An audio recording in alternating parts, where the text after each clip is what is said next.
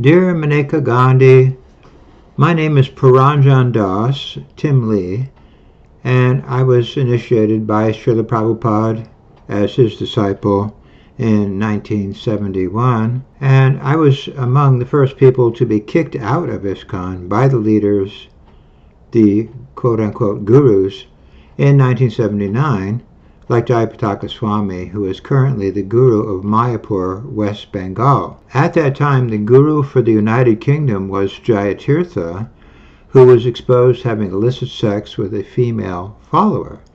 And he was taking intoxicants like LSD, he was offering drugs to the Krishna deity, and so on. I complained to these leaders that we should not train our children to worship deviant people who are engaged in illicit sex and intoxicant, because this is degrading to the morals of children.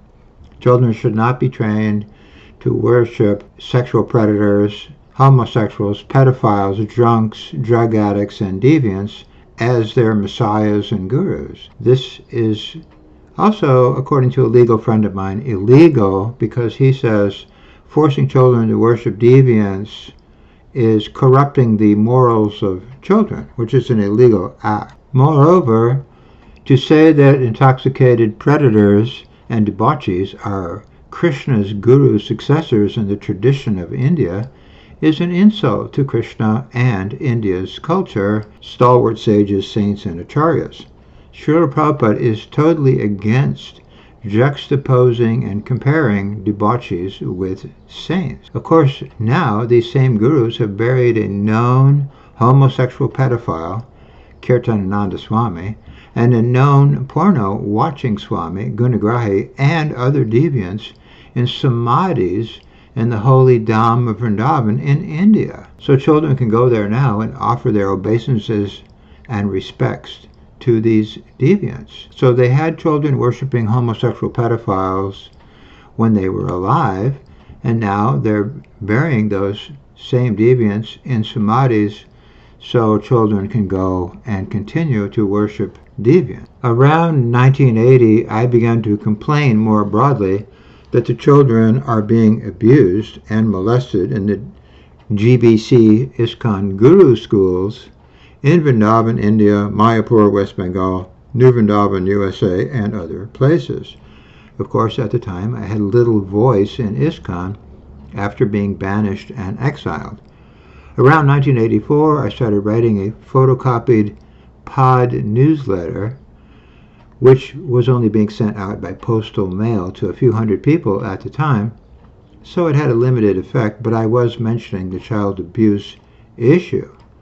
And by 1980, the Laguna Beach ISKCON Temple was raided by the FBI for heroin dealing.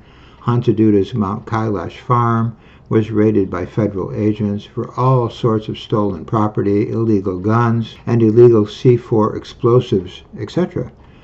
Berkeley's Bhakti Jiva was found shot in a ditch with 5 slugs in his chest after he had challenged Hantaduda. The Syracuse federal court sued ISKCON nationally for systematically defrauding the public, etc. The Los Angeles devotees dressing as Santa Claus were arrested for fraud, and so on and so forth. In 1982, Jayatirtha left ISKCON, taking hundreds of ISKCON members with him to start the Peace Krishnas, based on using and selling designer drugs.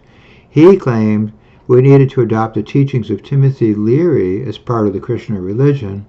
As a result, the UK ISKCON zone went bankrupted, and they had to give up their new Croom Court building they had just purchased. And then they appointed a known homosexual predator named Bhavananda as the new guru for the UK, and he was co-gurus with another person named Bhagavan, who fell down with a woman, and he was having all kinds of other problems and issues. And he was mismanaging the France zone or yatra, and one woman from that yatra left and went back to England, and some of the followers of Bhagavan came to kidnap the child back to France, and I was deputed by Jyotirtha to go rescue that baby and bring the baby back to the United Kingdom. This was in all the newspapers at the time. So it was known that ISKCON leaders were not taking care of the women and children in the ISKCON society. This was known publicly in the newspapers at the time. By 1986, the leaders were getting much more bold in attacking us dissenters, and eventually my associate, Sulochan Das, also known as Steve Bryant, was assassinated for his role in helping me in exposing the child molesting and other crimes. One of the molesters was a New Vrindavan guru named Kirtanananda Swami, Keith Ham, and there was rampant cases of molesting and abuse going on in other worldwide areas of the ISKCON camp, according to a number of victims.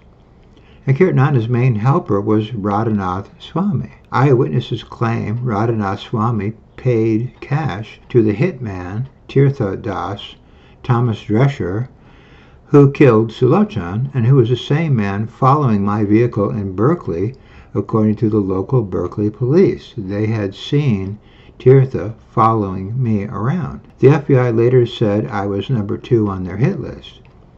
Later on, Radhanath wrote a glorification of their West Virginia hitman for doing good service to Krishna. Radhanath is the current ISKCON guru for Chowpatty, Mumbai ISKCON in India.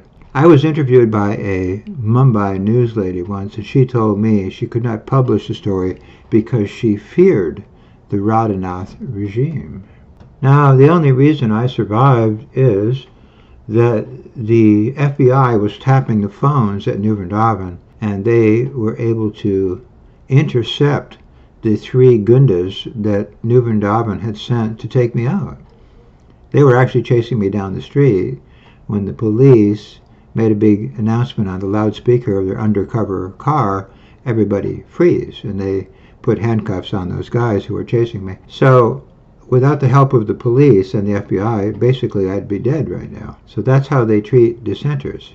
You get a very stern pushback if you complain about the child molesting or the cow mistreatment or any other problems that are being created by these leaders. In 1986, just after the murder of Sulochan, I helped a woman sue the ISKCON guru Tamal Krishnaswamy in Dallas, Texas courts because her 2 boys had been abused on Tamal's farm. She was able to win a settlement, supposedly around $3 million, and Tamal pleaded no contest in the court.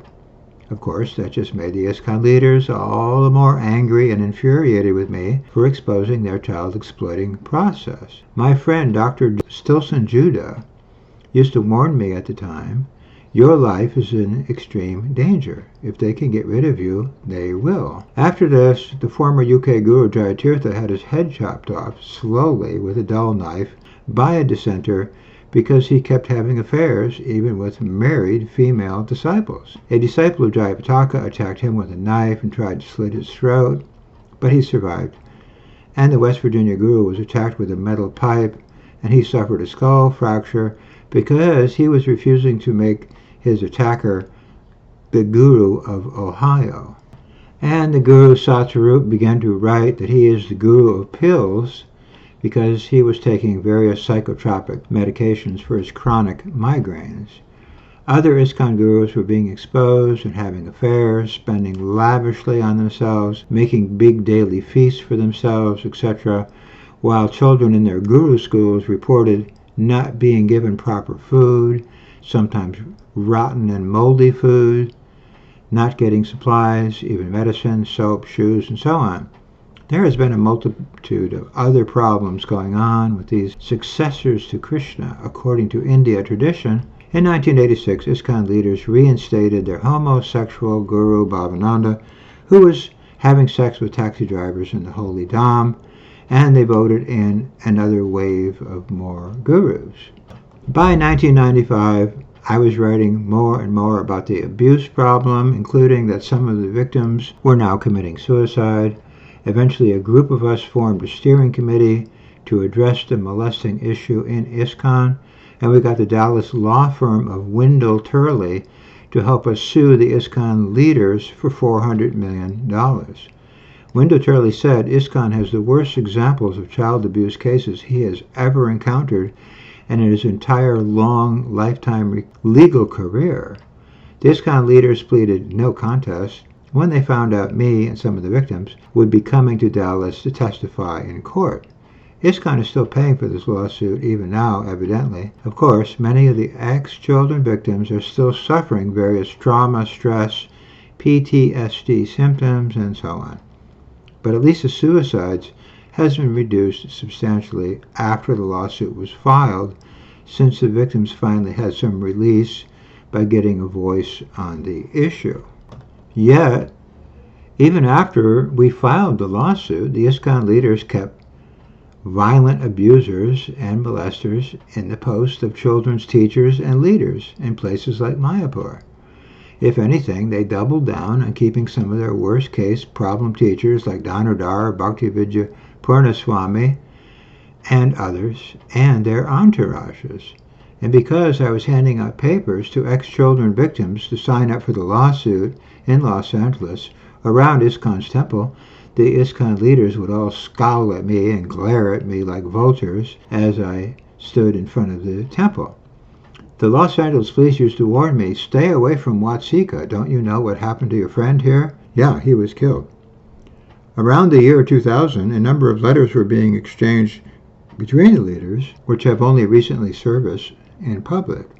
These letters reveal that many top leaders knew about the child abuse issue, and yet they never made any realistic plan to fix the issue. If anything, they were covering up for the abusers and continuing to apologize and keep them in these programs that were in charge of children.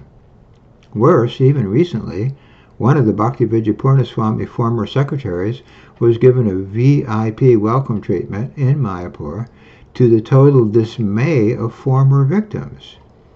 The female molesting victim of Lokanath Swamy also wrote to me to help her publish her complaint that Lokanath Swamy had agreed to step down after he had abused her when she was only an 11-year-old child, but that he is still strutting around ISKCON posing as a great ISKCON guru. In other words, even after we published in public the complaint letter from Lokanath's child victim, 11-year-old girl, ISKCON elevated him more. They just doubled down and made him a bigger and bigger and bigger guru, Swami, and personality in ISKCON. And he is currently one of their biggest gurus in India. But he is a known pedophile. So this is the problem. They're promoting known pedophiles as the successors to Krishna all over the world. And this is giving Krishna a bad name all over the world. And it's giving India a bad name all over the world. And when it comes to cows, reports of malefic treatment of cows has been going on all along from their farms like Gitanagari, New Vrindavan, New Taliban, and other places.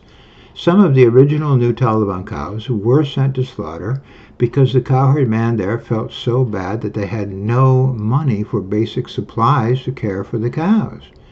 He said, "I just could not tolerate seeing them continue to suffer." So he thought slaughtering them would be a merciful solution.